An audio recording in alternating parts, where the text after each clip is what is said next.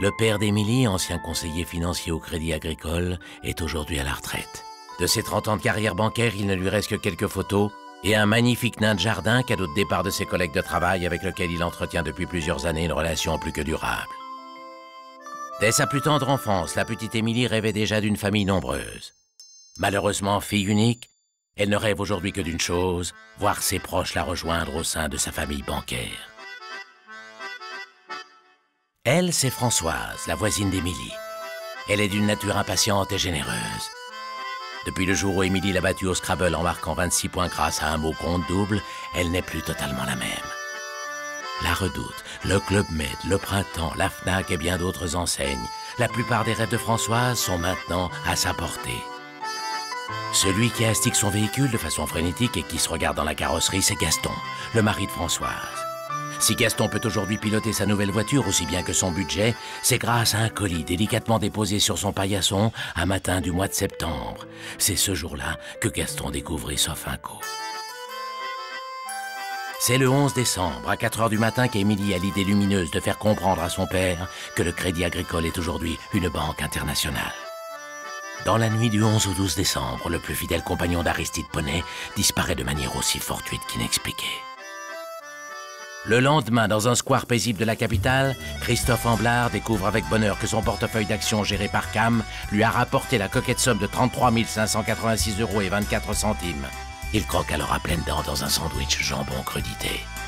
À 12 h 56 exactement, au même instant, à 9 km de distance, Catherine et Coralie Abrial, deux sœurs jumelles nées du même œuf quelques 35 ans plus tôt, sortent de leur agence bancaire venant de contracter chacune une assurance. Pacifica pour Coralie et Prédica pour Catherine.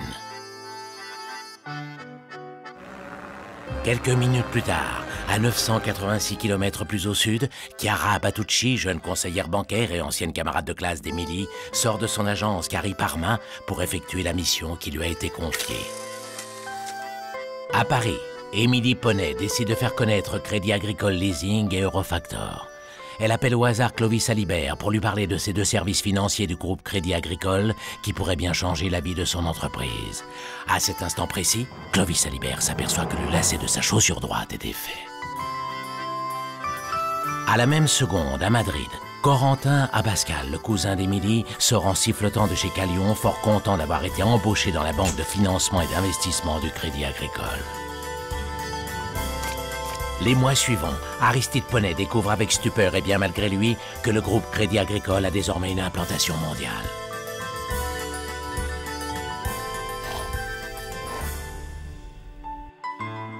Émilie a le cœur léger. Elle respire profondément, profitant de la brise légère qui souffle sur son visage.